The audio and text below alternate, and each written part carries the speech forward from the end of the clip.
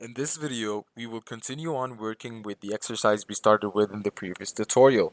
We have got to a point where we have all 6 coordinates of the equation. Now let's plot them on the graph.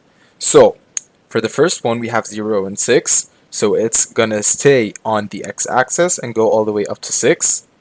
As for the second point, it's on 1 and 2. The third point is at 2 and 0. So this one is going to be on the x-axis. Same goes for the fourth point, 3 and 0. As for the fifth one, it's going to be 4 and 2. And the final one is going to be at 5 and 6. So the next step is to go ahead and connect all of these points. And as you can see, here we have our curve that represents the equation of y equal x squared minus 5x plus 6.